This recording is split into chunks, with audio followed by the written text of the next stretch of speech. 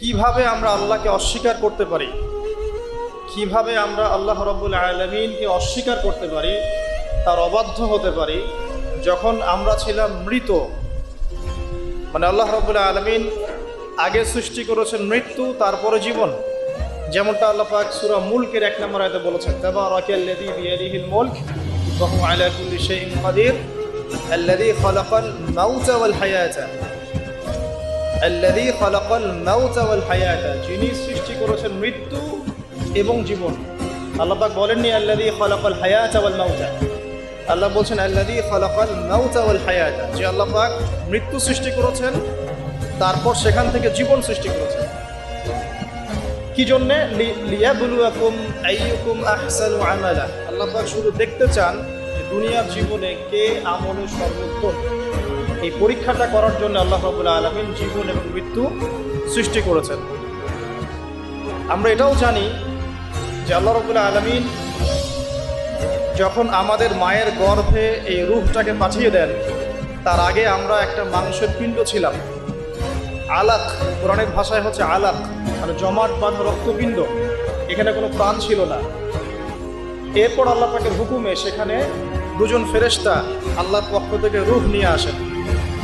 যখন ভ্রূণের বয়স হয় 4 মাস 10 দিন, তখন সেখানে ভ্রূণের মধ্যে রূহটাকে ফুঁকে দেওয়া হয় এবং বাচ্চাটা নড়াচড়া শুরু করে। এর আগ পর্যন্ত কিন্তু বেবি নড়াচড়া করে না। এবার এই যে দুনিয়ার জীবনটা আল্লাহ পাক দিলেন, এই জীবনটা দেওয়ার পরে এর হায়াত হবে সর্বোচ্চ 60, 70, 80, 100, 200, 500, 1000 বছর। আল্লাহ পাক ভালো জানেন। আল্লাহ পাক বলছেন এই জীবনটাই তোমাদের একমাত্র জীবন নয়। তোমরা কিভাবে আল্লাহকে অস্বীকার করছো? তোমরা আগে মৃত ছিলে, ওই যে জমাট বাঁধা রক্তপিণ্ড ছিলে। সুম্মা ইউহয়িকুম, এরপর আল্লাহ পাক তোমাদেরকে জীবন দিলেন, মানে দুনিয়ার জীবন আমরা পেলাম।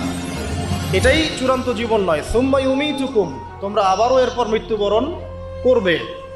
ওই মৃত্যুর পরে আল্লাহ পাক বলছেন সুম্মা ইউহয়িকুম, আবারও তোমাদেরকে আমি জীবন দিব। তার মানে 2টা জীবন, 2টা মত। আর শেষের জীবনের পরে আল্লাহ পাক বলছেন সুম্মা ইলাইহি তুরজাউন, এরপরে আল্লাহ পাক বলেননি যে আবারও জীবন দিব, আবার মৃত্যু দিব।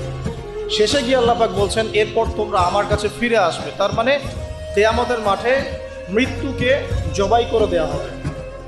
এটাও হাদিসে এসেছে, কিয়ামতের মাঠে যখন সমস্ত মানুষকে আল্লাহ পাক ওঠাবেন, হিসেব নিকেশ নেওয়া হবে এবং চুল ছেঁড়া বিশ্লেষণ করা হবে, যার ব্যাপারে নবী সাল্লাল্লাহু আলাইহি ওয়াসাল্লাম বলছেন একটা শিংওয়ালা ছাগল যদি একটা শিং ছাড়া ছাগলকে গুঁতো দিয়ে থাকে অন্যায়ভাবে, কিয়ামতের মাঠে আল্লাহ পাক ওই শিংহীন ছাগলকে শিং দিয়ে বলবেন তুমি গুঁতা মেরে এখন প্রতিশোধ নাও। মানে বিচারটা এতটাই সূক্ষ্ম হবে। এরপর আল্লাহ পাক মৃত্যুকে হাজির করবেন একটা প্রাণীর রূপে, একটা পশু বা একটা প্রাণীর রূপে মৃত্যুকে ডেকে আনা হবে এবং একে জবাই করে দেওয়া হবে। মানে মৃত্যুকেও মৃত্যুবরণ করতে হবে। আমি কি বোঝাতে পারছি? এতে করে কি হবে?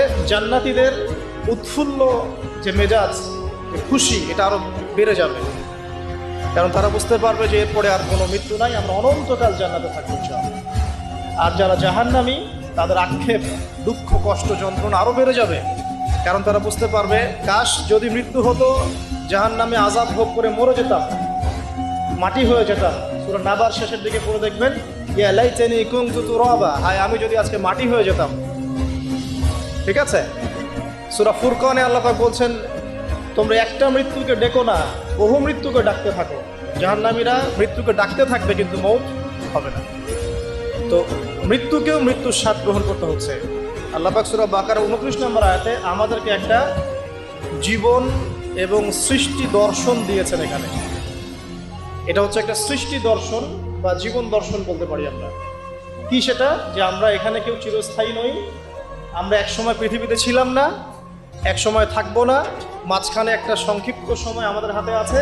এই সময়টুকুর মধ্যে আমাদের আসবে শৈশব, আমাদের কৈশোর, আমাদের যৌবন, আমাদের বার্ধক্য। এই সময়টুকুর মধ্যেই আমাদের পড়াশোনা, আমাদের রুজি রোজগার, আমাদের পরিবার, আমাদের ব্যবসা বাণিজ্য, আমাদের ইলমি অঙ্গন, আমাদের মুআমালাত, ঠিক আছে, আমাদের আমলের জিন্দেগি, এই সব কিছু এই সময়টুকুর মধ্যেই। লিনাবলুয়াকুম আইয়ুকুম আহসানু আমালা, আল্লাহ পাক এই সময়ের মধ্যে আমাদেরকে একটা পরীক্ষা করছেন যে আমরা আমলের দিক থেকে কে সর্বোত্তম হতে পারে। এই আয়াতটাও খেয়াল করবেন, আল্লাহ পাক বলেননি যে আমলে কে ভালো। আল্লাহ পাক বলছেন লিনাবলুয়াকুম আইয়ুকুম আহসানু আমালা। আল্লাহ পাক বলছেন আমি দেখতে চাই আমলের শ্রেষ্ঠটাকে। যারা আরবি ব্যাকরণ বোঝেন তারা বুঝবেন, হাসান মানে হচ্ছে উত্তম, আহসান মানে সবচেয়ে উত্তম। যেমন কবির মানে বড়, আকবর মানে সবচেয়ে বড়, সগীর মানে ছোট, আসগর মানে সবচেয়ে ছোট। এখানে আল্লাহ পাক বলছেন আহসান। আল্লাহ পাক দেখতে চান যে আমলে আমাদের মধ্যে সর্বোত্তমকে। এই আয়াতটা প্রমাণ করে যে এভারেজ মুসলিম হলে চলবে না। এভারেজ মুসলিম কে এটা দেখার জন্য আল্লাহ পাক আমাদেরকে সৃষ্টি করেন নাই। আল্লাহ পাক দেখতে চান আমাদের মধ্যে বেস্টকে, সবচেয়ে ভালোটাকে। তো ওই এভারেজ মুসলিম হওয়ার যে মানসিকতা আমাদের মধ্যে কাজ করে, যে নামাজ পড়বো 5 ওয়াক্ত, রোজা রাখবো রমজান মাসে, ঠিক আছে, যাকাত দিব ইত্যাদি, এতটুকু করবো আমি জান্নাতে চলে যাবো। আল্লাহ পাক কিন্তু এটা দেখতে চাচ্ছেন না যে কারা এভারেজ মুসলিম। লিনাবলুয়াকুম আইয়ুকুম আহসানু আমালা। আল্লাহ পাক দেখতে চান সবচেয়ে শ্রেষ্ঠ কে আমরা। তো এই আয়াতটা আমাদের মধ্যে একটা জীবন দর্শন ক্রিয়েট করে যে আমরা পৃথিবীতে এসেছি, চিরস্থায়ী নই, আমাদেরকে মৌতের স্বাদ গ্রহণ করতে হবে। অতএব এই সময়টুকুতে আমার কাজ কি? প্রথম কাজ রবকে চেনা। প্রথম কাজ কি? রবকে চেনা। রবকে চেনার জন্য আল্লাহ পাক কি দিয়েছেন? কোরআন কথা বলুন। আমরা কথা বলার চাইতে কোরআনই কথা বলুন, কোরআনকে বলতে দেন। কোরআন বলছে বিসমিল্লাহির রহমানির রহিম, তোমার রবকে, মান রব্বুক, কুল হুয়াল্লাহু আহাদ। তোমার রব সেই আল্লাহ যিনি হচ্ছেন কি? এক, যিনি এক, লা শারীকা লাহ, তার কোনো শরীক নাই। ওয়া বিযালিকা উমিরতু, এবং এই আল্লাহ পাকের সাথে শরীক সাব্যস্ত না করে তার ইবাদত করার জন্য আল্লাহ পাক নবী রাসূলদেরকে আদেশ করেছেন। ঠিক আছে? আল্লাহুস সামাদ, আল্লাহ পাক অমুখপেক্ষী। অমুখপেক্ষী মানে কি? পুরো মহাবিশ্বের আল্লাহকে প্রয়োজন আছে, মহাবিশ্বের আল্লাহর কোনো প্রয়োজন নেই। আমি বুঝতে পারছি? পুরো মহাবিশ্বের এক আল্লাহকে প্রয়োজন আছে।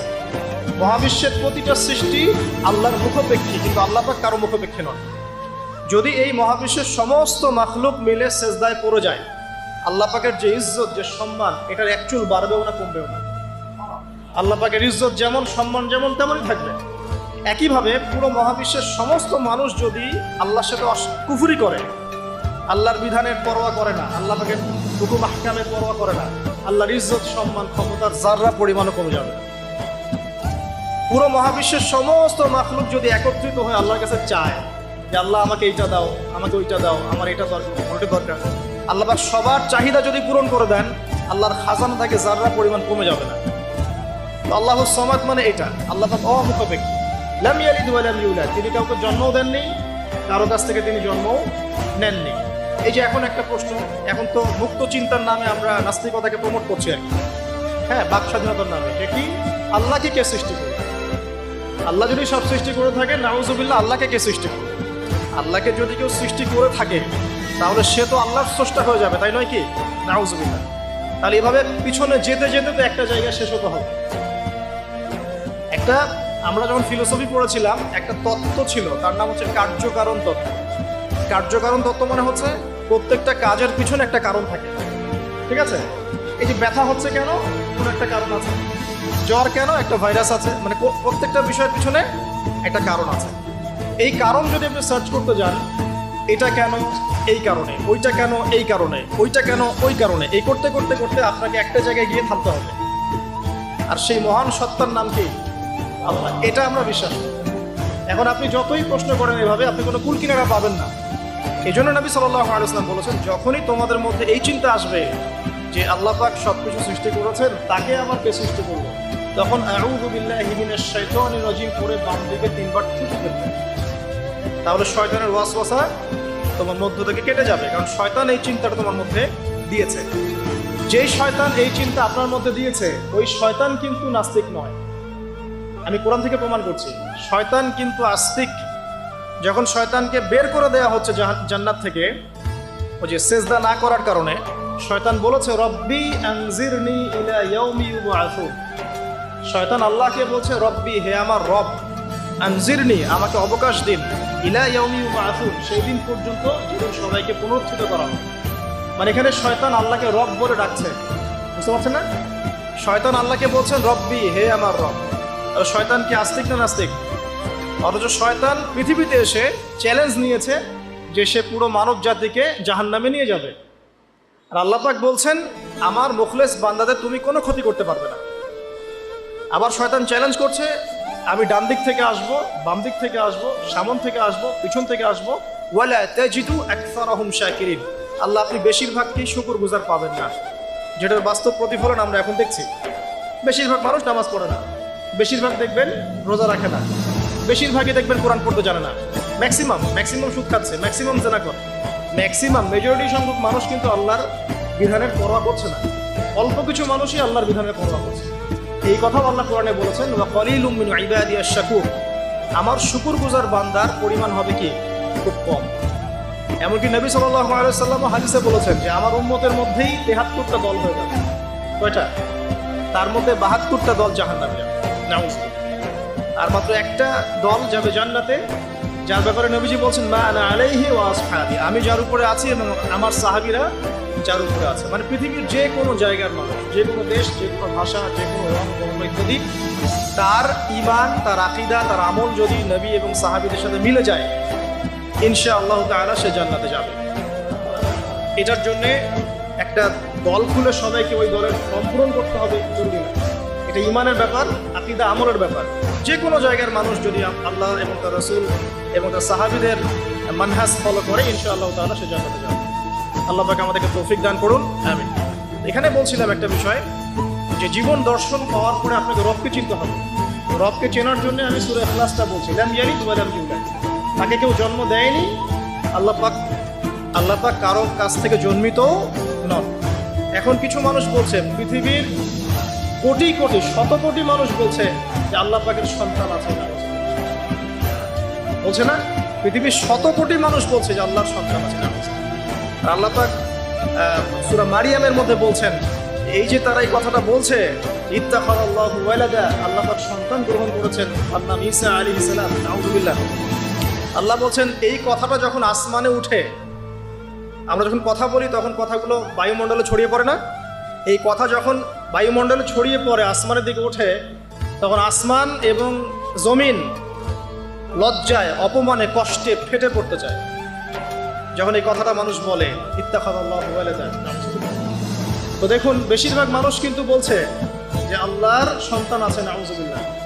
আবার ইহুদি যারা, তারা বলছে ওজায়ের আলাইহিস সালাম আল্লাহর পুত্র, নাউযুবিল্লাহ। খ্রিস্টানরা বলছে ঈসা ইবনে মারিয়াম আল্লাহর পুত্র, নাউযুবিল্লাহ। এখন আমরা যেটা কথা বলি না যে বেশিরভাগ মানুষ যা বলবে সেটাই সঠিক, তাহলে কি এই বেশিরভাগ মানুষ যে বলছে আল্লাহর সন্তান আছে এটা সঠিক? তাহলে এখানে কিন্তু এই কনসেপ্টটা টিকছে না।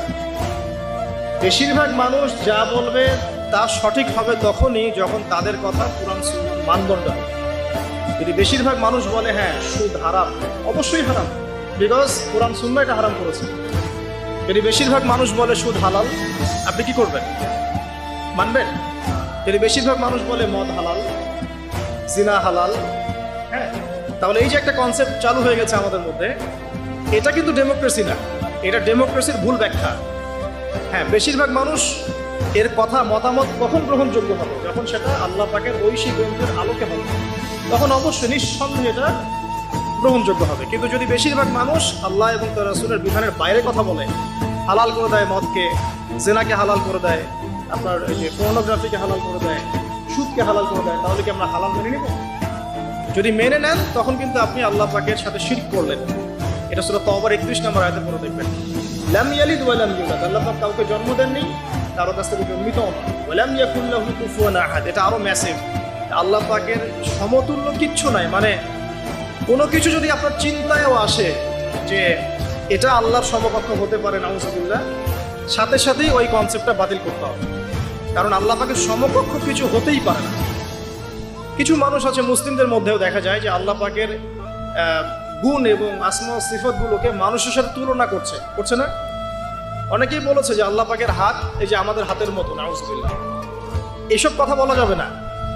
অনেকে বলেছে আল্লাহ পাকের পা মানুষের পায়ের মতো, আল্লাহ পাকের চেহারা মানুষের চেহারার মতো। অনেক ফিলোসফিক্যাল বই আমরা পড়েছি, এগুলোতে অনেক মানুষ এই কথাগুলো লিখেছে, এগুলো সম্পূর্ণ বাতিল। আছে লাইসা কামিসলিহি শাই, আল্লাহ পাকের মতো কিছুই নাই, কোনো কিছুই তার সাথে সাদৃশ্য হওয়ার যোগ্য নয়। এখানে যদি কোনো মুসলিম এরকম আকীদা পোষণ করে থাকে, এটাও একটা বাতিল আকীদা হবে। সামনে আসেন, আল্লাহকে চিনতে হলে আপনাকে আরেকটা আয়াত আমি শোনাচ্ছি, ইনশাআল্লাহ এটা যথেষ্ট হবে। আল্লাহ রাব্বুল আলামিন বলছেন, আল্লাহ পাক, লা ইলাহা ইল্লাহু, আল্লাহ পাক তিনি যিনি ছাড়া কোনো ইলাহ নাই।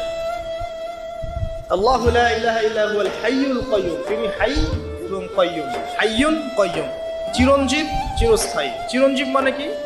মানে যখন কিছু ছিল না আল্লাহ পাক ছিলেন, যখন কিছু থাকবে না আল্লাহ পাক থাকবেন।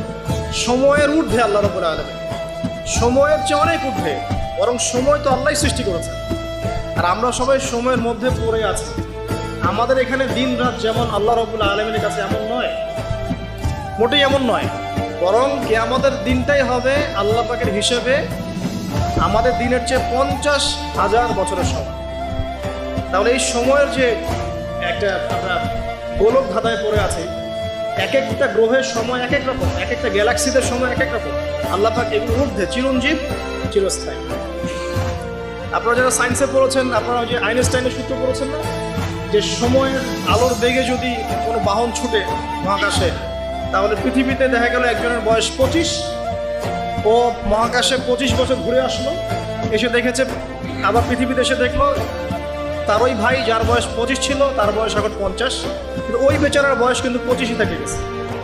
সূত্রটা জানেন না? তো সময় কিন্তু সব জায়গায় একরকম নয়, এখানে অনেক ব্যাপার আছে। আল্লাহ রাব্বুল আলামিন চিরঞ্জীব এবং চিরস্থায়ী। আল্লাহু লা ইলাহা ইল্লা হুয়াল হাইয়ুল কাইয়্যুম লা তাখুযুহু সিনাতুন ওয়া লা নাওম। আল্লাহ পাক বলছেন তাকে তন্দ্রাও স্পর্শ করে না, নিদ্রাও স্পর্শ করতে পারে। তন্দ্রা কি? এই যে আমাদের ঝিমুনি আসে, এটা তন্দ্রা। আর নিদ্রা কি? আমরা যাতে ঘুমিয়ে যাই, এটা নিদ্রা। তো নিদ্রাকে বলা হচ্ছে মৃত্যুর ভাই। এই কারণে জান্নাতে মানুষ যখন যাবে তাদের ঘুম হবে না, মানে জান্নাতে কোনো ঘুম নাই, কারণ ঘুম হচ্ছে মৃত্যুর ভাই। তো আল্লাহ পাককে ঘুমও স্পর্শ করতে পারে না এবং ঝিমুনি, তন্দ্রাও স্পর্শ করতে পারে না। এমন একটু চিন্তা করে দেখেন, এই লক্ষ কোটি বছর ধরে যে মহাকাশ চলছে সৃষ্টির পর থেকে, আল্লাহ রাব্বুল আলামিন একটা মুহূর্ত সময় কি রেস্ট নিয়েছেন? একটা জাররা পরিমাণ সময় কি তিনি রেস্ট নিয়েছেন? তাহলে সেই মহান সত্তা যিনি এক জাররা পরিমাণ সময়ও তার ক্লান্তি বোধ হয় না, তার কোনো ঘুম আসে না, তার কোনো তন্দ্রা স্পর্শ করে না, আমরা সেই আল্লাহর বান্দা হয়ে কি আল্লাহর বিধান বা তার আনুগত্যের বাইরে যাওয়া ঠিক হবে? এটা সহজ। আল্লাহকে চিনতে শিখুন। আল্লাহ পাক কে? আল্লাহ রাব্বুল আলামিন তো এমন একজন সত্তা যে আপনি সারাটা জীবন আল্লাহর বিপক্ষে চলেছেন, আজকে 2 রাকাত নামাজ পড়ে যদি তওবা করে ফিরে আসেন, ইমিডিয়েটলি আল্লাহ পাক আপনাকে মাফ করতে পারেন। আবার আপনি সারা জীবন ভালো কাজ করেছেন, শেষে গিয়ে এমন একটা কথা বললেন, এমন একটা কাজ করলেন, হতে পারে সেই কাজের জন্য আল্লাহ না করুক আপনার জাহান্নামের ফয়সালা হয়ে যেতে পারে। নাউযুবিল্লাহ। তো আল্লাহকে চিনতে শিখুন। তিনি আর রাজ্জাক, আপনার রিজিক দেন, জন্ম দিয়েছেন, সৃষ্টি করেছেন, পরিণত করেছেন, আমাদেরকে আকৃতি দিয়েছেন, আমাদের জান, আমাদের মাল, আমাদের ইজ্জত, সম্মান, পরিবার, প্রতিপত্তি, সবকিছুর মালিককে? সবকিছুর মালিক আল্লাহ রাব্বুল আলামিন। এই কনসেপ্ট যার মনে ক্লিয়ার, ইনশাআল্লাহ তাআলা তার মনে লা ইলাহা ইল্লাল্লাহ ঠিক আছে। আর যার মনের মধ্যে লা ইলাহা ইল্লাল্লাহ ঠিক আছে, ইনশাআল্লাহ সে একদিন না একদিন জান্নাতে যাবে ইনশাআল্লাহ। আসুন সামনে যাই। লা তাখুযুহু সিনাতুন ওয়া লা নাওম লাহু মা ফিস সামাওয়াতি ওয়া মা ফিল আরদ। আসমান সমূহ, এখানে আসমান একটা আসমান বলা হয়নি, পুরো আসমান সমূহ এবং এই জমিনে যা কিছু আছে সবকিছু কার? আল্লাহ। আসমান সমূহটা বোঝেন। একদিন বলেছিলাম একটা এক্সাম্পল, যে এই পুরো মহাবিশ্বে পৃথিবীর অবস্থানটা কতটুকু। একটা সমুদ্রের কিনারায় যখন আপনি হাঁটবেন, বা আপনাদের এই যে এখানে কি নদী আছে, বালহাসি, ওই চরের মধ্যেই মনে করেন আপনি হাঁটছেন, ওই চরের মধ্যে একটা বালুর কণার কি পরিমাণ দাম আছে বা কি পরিমাণ অবস্থান আছে? খুব বড় অবস্থান? অবস্থানই নাই। এই পুরো মহাবিশ্বে পৃথিবীর অবস্থান তার চাইতেও কম। এই যে সৌরজগৎ দেখছেন, এই সৌরজগতের মধ্যে 1000টা সৌরজগৎ মিলে একটা গ্যালাক্সি হয়, আর এই হাজার হাজার গ্যালাক্সি মিলে একটা আসমান হয়। এরকম করে 7 আসমান, তার উপরে কুরসি, তার উপরে মহাসাগর, তার উপরে আরশ, তার উপরে আল্লাহ রাব্বুল আলামিন। তাহলে চিন্তা করেন যে পৃথিবীতে আমরা কতটুকু অবস্থান নিয়ে আছি। এই সমস্ত কিছু তার সৃষ্টি, আল্লাহ রাব্বুল আলামিনের। এখন সামনে আসেন, লাহু মা ফিস সামাওয়াতি ওয়া মা ফিল আরদ মান যাল্লাযী ইয়াশফাউ ইনদাহু ইল্লা বিইযনিহি। যার এত ক্ষমতা, যে আল্লাহ পাকের এত ক্ষমতা, আল্লাহ পাক বলছেন কে আছে যে তার অনুমতি ছাড়া আল্লাহর সামনে সুপারিশ করতে পারে? এখান থেকে আমাদের আকীদার পরিষ্কার হওয়া দরকার আছে না? আমরা তো অনেক সময় মনে করি যে পীর সাহেব ধরেছি বাস জান্নাতে চলে যাবো, নাকি? আমল করার দরকার নাই। বায়াত হয়েছি বাস জান্নাতে চলে যাব, আমার আমলের দরকার নাই। এত সহজ না। আল্লাহ পাক বলছেন, কে আছে যে আমার কাছে সুপারিশ করবে আমার অনুমতি ছাড়া? আল্লাহ পাকের অনুমতি না পেয়ে কেউ এই কাজ করতে পারবে? পারবে না। আমরা জানি না রাসূল সাল্লাল্লাহু আলাইহি ওয়াসাল্লাম উম্মতের জন্য সুপারিশ করবে। হ্যাঁ, শহীদগণ সুপারিশ করবে, যে হাফেজে কোরআন, আলেম, অনেক মানুষ, অনেক শ্রেণীর মানুষকে আল্লাহ পাক সুপারিশ করার এখতিয়ার দিবেন। কেন দিবেন? বিকজ আল্লাহ পাক তাদের আমলে সন্তুষ্ট এবং আল্লাহ পাক তাদেরকে সম্মানিত করবেন সবার উপরে। মনে করেন এখানে অনেক মানুষ আছে, এর মধ্যে একজনকে আপনি সবচেয়ে বেশি পছন্দ করেন, সে আপনাকে সন্তুষ্ট করেছে, তাকে সম্মানিত করতে চাচ্ছেন আপনি। এখন তাকে ডেকে নিয়ে আসলেন সবার সামনে, এনে আপনি যে ফুলের তোড়া উপহার দিলেন, মানে আপনি তাকে ভালোবাসেন, তাকে সম্মান করেন। এখন সে আপনাকে যদি কিছু বলে যে আমার অমুক ভাই আছে, সেও মাশাআল্লাহ এই পথে চেষ্টা করছে, আপনি তাকে একটু সুযোগ দেন, তখন আপনি কিন্তু ওকে সুযোগ দিবেন। এইটা সুপারিশ। মানে বিষয়টা হচ্ছে যে যখন আল্লাহ রাব্বুল আলামিন কিছু মানুষের উপর সন্তুষ্ট হবেন, তখন গিয়ে আল্লাহ রাব্বুল আলামিন তাদেরকে সুপারিশ করার এখতিয়ার দিবেন। কিন্তু আল্লাহ পাকের অনুমতি ব্যতীত এই কাজটা কেউ করতে পারবে না। এটা আমাদের কনসেপ্ট ক্লিয়ার থাকা উচিত। মান যাল্লাযী ইয়াশফাউ ইনদাহু ইল্লা বিইযনিহি ইয়ালামু মা বাইনা আইদিহিম ওয়া মা খালফাহুম। আল্লাহ পাক সেই সত্তা, আপনার রব সেই সত্তা যিনি সামনের এবং পিছনের খবর জানেন, মানে অতীত, বর্তমান, ভবিষ্যৎ সব জানেন। আদম আলাইহিস সালাম সৃষ্টি হওয়ার প্রথম দিন কি খেয়েছেন আল্লাহ পাক এখন জানেন। কথা বুঝতে পারছেন না? আমরা জানি কোন ইতিহাসের বই আমাদেরকে সলিউশন দিতে পারবে?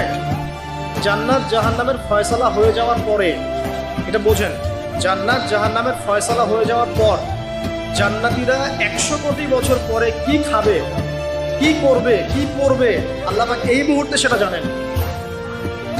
ঠিক একইভাবে জাহান্নামীরা জাহান্নামে যাওয়ার 100 কোটি বছর পর তাদের কি আযাব হবে, কি পানিশমেন্ট দেওয়া হবে, ওদের অবস্থা কি হবে, আল্লাহ পাক এখনই সেটা দেখতে পারেন।